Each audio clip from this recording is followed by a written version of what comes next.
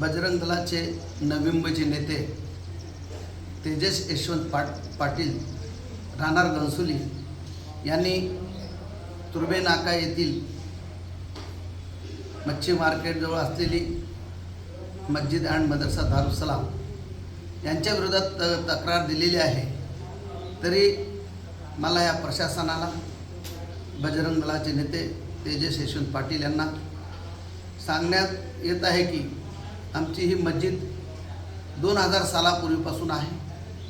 त्याचे रजिस्ट्रेशन धर्मदाय आयुक्त ठाण्यापासून झालेलं आहे आणि हे बांधकाम ही आत्ताचं झालेलं नसून 2009 पूर्वी बांधकाम झालेलं आहे मस्जिदचा।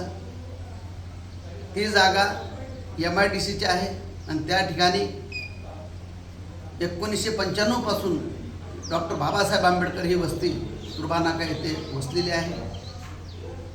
तरी ते पूर्ण एरिया अनधिकृत आहे। ज्या ठिकाणी मुस्लिम बांधव राहत आहेत त्या ठिकाणी आपलं धार्मिक वाचन करण्यासाठी आपले धार्मिक पाठन करण्यासाठी मुस्लिम समाजाने त्या ठिकाणी ते झोपडपट्टीतले एक रूम असे विकत घेऊन त्या ठिकाणी मस्जिद स्थापन केलेली आहे। ती मस्जिद अनलिगली नाही। तेजस पाटीलने सांगितलेलं आहे की मस्जिदच्या भोंगा लावलेला आहे। जसे मुंबईचे भोंगे उतरवलेले आहेत तसे या मस्जिदचे पण भोंगे उतरायला पाहिजे। त्या मस्जिदच्या भोंग्याचं आमच्याकडे परमिशन आहे। फक्त 2.5 ते 3 मिनिटापर्यंत आमची 5 वेळेस नमाजीचे आजान होत आहे। सकाळी 6 वाजल्यापासून ते संध्याकाळी 10 वाजेच्या आतच जे का आमचे 4 नमाजी होते। सकाळची नमाजीला आमचा स्पीकर बंद असतो, परंतु 4 नमाजीला आमचा भोंग्यामध्ये आजान येते। पण ते कायद्याने ठरवलेल्याप्रमाणे, हायकोर्टाने ठरवलेल्याप्रमाणे डिसिबल म्हणजेच आवाज ठेवलेला असतो। आमच्या मस्जिदचा आवाज मोठा नसतो। हा फार एकदम चुकीचे आहे, कारण तेजस पाटील त्या ठिकाणी राहत नाहीत। तेजस पाटील हे मस्जिद लगत असलेले जो Vinayak residency lodging and boarding यांच्या बाजूने उभा राहून ते मस्जिदवर तक्रार करीत आहेत। मस्जिद अनलिगल आहेत।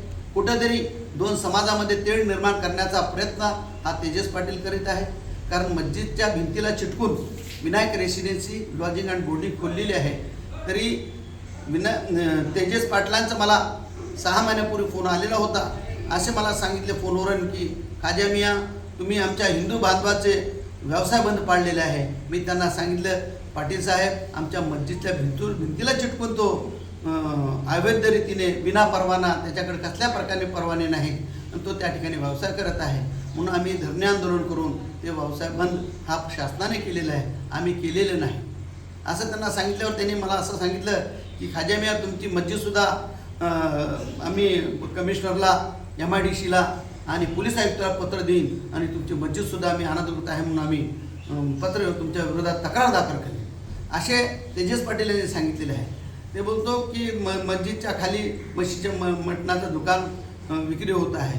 अरे, त्या ठिकाणी तुम्ही ज्या ठिकाणी अवैध रीतीने लॉजिंग अँड बोर्डिंग होतो त्याला तुम्ही सपोर्ट करत आहात। हा मटण हा खाण्याचा पदार्थ आहे। मुस्लिम समाज मस्जिदच्या बाजूला मटणाची दुकान, त्याच्याजवळ लायसन्स आहे, व्यवसाय परवाना घेऊन तो चालवत आहे। दुसरी गोष्ट राहिली, माझ्या मस्जिदमध्ये बांगलादेशी येतात। त्या ठिकाणी बांगलादेशी जर येत असेल तर पोलीस प्रशासनाने त्या ठिकाणी जुम्माचे दिवस पोलीस बंदोबस्त असतो, ईदचे दिवस पोलीस बंदोबस्त असतो। जर त्या ठिकाणी जर बांगलादेशी येत असेल तर आम्ही सुद्धा पोलिसांना सहकार्य करू आणि बांगलादेशींना अटक करण्याचा आम्ही भाग पाडू। कारण आम्ही सुद्धा या भारताचे नागरिक आहोत। त्या भारताचं जेवढं तुम्हाला प्रेम आहे त्याच्यापेक्षा काही जास्त आम्हाला ह्या भारतावर प्रेम आहे। आम्ही ह्या भारत देशामध्ये कसल्याही प्रकारे आम्ही 2 समाजामध्ये तेढ निर्माण करणार नाही। तुम्ही जी हे खोटी तक्रार दाखल केलेली आहे, फक्त विनायक रेसिडेन्सीच्या मालकाच्या किंवा चालकांच्या म्हणणे ऐकून तुम्ही हे केलेलं आहे। तेजस पाटील, तुम्ही घनसोली गावात राहत आहात, तुम्ही या नव्या मुंबईत तुर्बे इथं राहत नाहीत। तुर्बे इथे तुर्बे गाव आहे, तुर्बा स्टोअर आहे, इंदिरानगर आहे, हनुमाननगर आहे।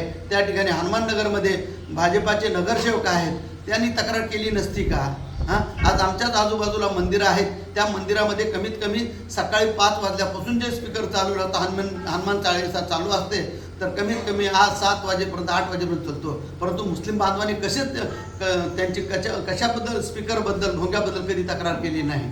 तुम्ही एक माणूस असून तुम्ही दोन समाजामध्ये तेढ निर्माण करायचा प्रयत्न करत आहे. जर ह्या प्रशासनाने आमच्या मस्जिदीसुद्धा सखोल चौकशी करावी आणि जर काय तिथं तथ्य आढळल्यास आमच्यावर कारवाई करायला काय हरकत नाही.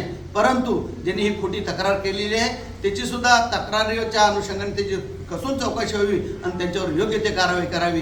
तसे मी त्यांचे विश्व हिंदू परिषद बजरंग दलाच्या वरिष्ठांना मेल पाठवून मी त्यांची तक्रार केलेली आहे की त्यांना समज द्यावी म्हणून. त्यांनी जेणेकरून या पुढच्या काळामध्ये तेजस पाटील असे धार्मिक स्थळावर विनाकारण ताशुरे वळू नये एवढंच माझं हा सांगणे आहे. जय भीम, जय महाराष्ट्र, अल्लाह हाफिज.